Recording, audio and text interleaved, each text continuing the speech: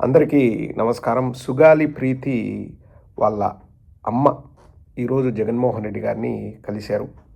2017 ఆగస్టులో చంద్రబాబు నాయుడు ముఖ్యమంత్రిగా ఉండగా సుగాలి ప్రీతి అనుమానాస్పద రీతిలో చనిపోయింది. వాళ్ళ తల్లిదండ్రులు బలంగా విశ్వసించేది ఏంటంటే, మా అమ్మాయిని కొంతమంది చంపేసి ఒక ఆత్మహత్యలాగా చిత్రీకరిస్తున్నారు, వాళ్లకు న్యాయం చేయాలి అని చెప్పి. 2019 ఎలక్షన్స్ వరకు పవన్ కళ్యాణ్ ఆ విషయాన్ని ఎక్కడా ప్రస్తావించలేదు. చంద్రబాబు నాయుడు ముఖ్యమంత్రి కాబట్టి అసలు దానికి పెద్ద ప్రాధాన్యత ఇవ్వలేదు.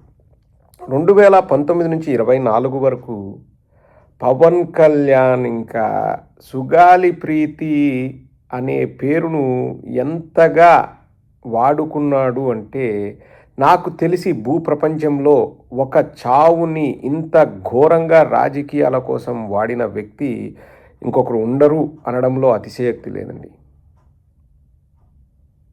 ప్రభుత్వాలు న్యాయం చేయాలి అని చెప్పేసి జగన్మోహన్ రెడ్డి గారు ఏదో తప్పు చేసినట్లు సుగాలి ప్రీతి అని చెప్పేసి వాళ్ళ కుటుంబాన్ని అడ్డంగా వాడుకున్నాడు పవన్ కళ్యాణ్.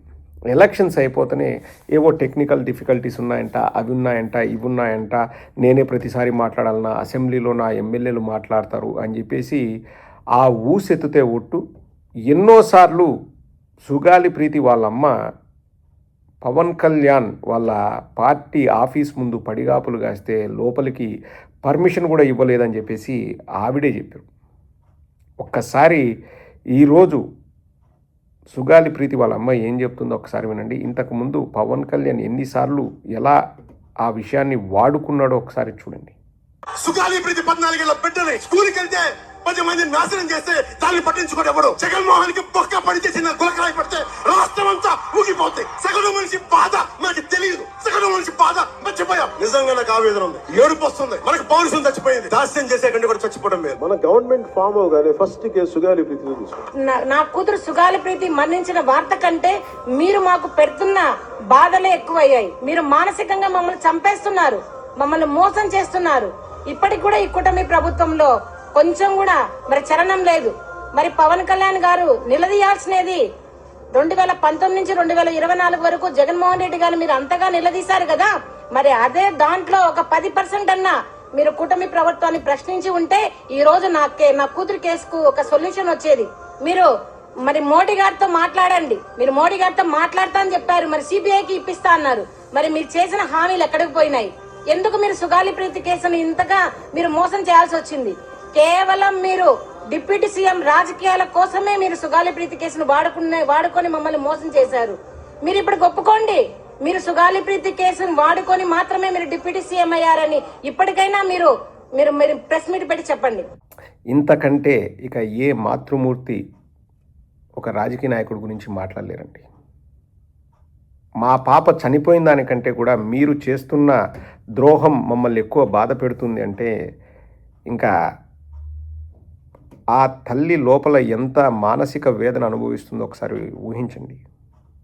5 ఏళ్ళు రాజకీయాల కోసం వాడుకున్నాడు, ఇప్పుడు అవుట్ రైట్గా ఆ విషయమే నాకు తెలియదు అన్నట్లు మసులుకుంటున్నాడు పవన్ కళ్యాణ్. ఇంకా ఎంత దారుణం ఒకసారి ఊహించండి. మోదీ గారితో చెప్తాను, సిబిఐ వేయిస్తాను, నేను న్యాయం చేస్తాను, వచ్చిన తర్వాత ఫస్ట్ కేసు నేను డీల్ చేసేది సుగాలి ప్రీతి కేసు అని చెప్పేసి ఇంతగా మాట్లాడిన వ్యక్తి ఎన్నికలు అయిపోగానే అంత సైలెంట్ అవ్వడం నిజంగా నాకు కూడా ఆశ్చర్యం వేస్తుందండి. అంటే ఇంతకుముందు పవన్ కళ్యాణ్ చెప్పేవాడు, ఆడవాళ్ళకి ఏదైతే నేను తట్టుకోలేను, తల్లడిల్లిపోతాను, వాళ్ళకి న్యాయం చేయాలనిపిస్తుంది. అవన్నీ ఎలక్షన్స్ వరకేనా?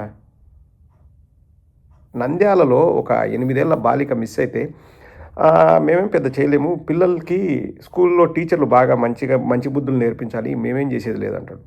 ఇంకా ఆడపిల్లని చూస్తే తల్లడిల్లిపోయేది ఇంతేనా? ఇంతవరకు ఆ చిన్నారి శవం కూడా దొరకలేదు. అసలు బతికుందా, చనిపోయిందా, లేకపోతే ఏమైందో కూడా తెలియదు. శవం కూడా దొరకలేదన్నా కరెక్ట్ కాదేమో.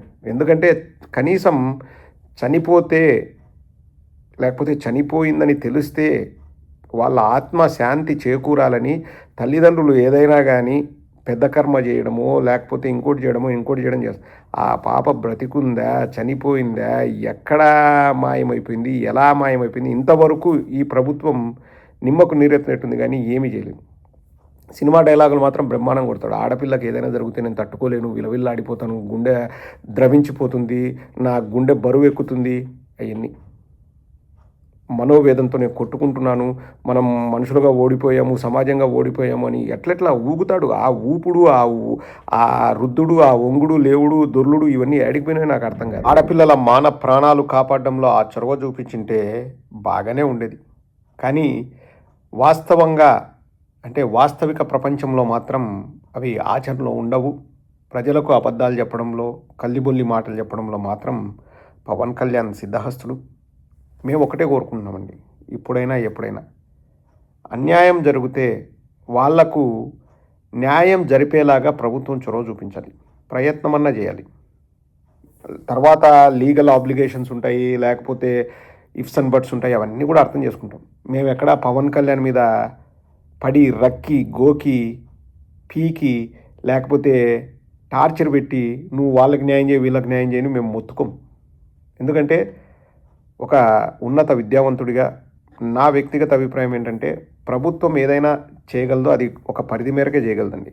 తర్వాత న్యాయస్థానాలు అనేటివి ఉంటాయి, పోలీస్ స్టేషన్లు ఉంటాయి. మనం ఒక ప్రభుత్వ పెద్దగా వాళ్ళను కూడా మనం ప్రభావితం చేయాలని అనుకోకూడదండి. పోలీసులు వాళ్ళ పని వాళ్ళు చేయాలి, న్యాయస్థానాలు వాళ్ళ పని వాళ్ళు చేయాలి, అంతిమంగా బాధితులకు న్యాయం జరగాలి. అంతేగాని నేను వస్తే ఫస్ట్ ఆ కేసు సాల్వ్ చేస్తా. ఏం చేసినావు మరి 2 ఏళ్ళ నుంచి? గుడ్డిగురం పళ్ళు దొమ్ముతున్నావా? పవన్ కళ్యాణ్ గారిని అడుగుతున్నాను, మీరు గుడ్డిగురం పళ్ళు దొమ్ముతున్నారా పవన్ కళ్యాణ్ గారు? ఇప్పటికైనా మేల్కొని ఆ పిల్లకు న్యాయం చేయాలి. ఆ పిల్ల తల్లిదండ్రులకి ఆ దుఃఖంలోంచి బయటికి ఎలా రావాలా అన్న సహాయం మీరు చేయాలి. కానీ ఎంతసేపు ఇంకా కులం మతం ఇది అది విసిగి వేసారిపోయినా ఏంటికి డైలాగులని, పొద్దుగోని డైలాగులు ఎవరికి పనికి వస్తాయి? ఒక్కటంటే ఒకటి పనికొచ్చి పని చేసినావు 2 ఏళ్ళ నుంచి. షూటింగులు, సీజ్ ద షిప్, లేకపోతే అక్కడికి వెళ్ళి లైఫ్ జాకెట్లు వేసుకొని బోట్లలో తిరగడము, లేకపోతే గొడుగుల కింద ఊరేగడము, మళ్ళా ఇక్కడ మైక్రోఫోన్ పెట్టుకొని ఎవరినో అధికారులను మందలిస్తున్నట్టు మళ్ళీ షో ఆఫ్ లీడము, మళ్ళీ హైదరాబాద్ పోవడం. ఎందుకు ఇది?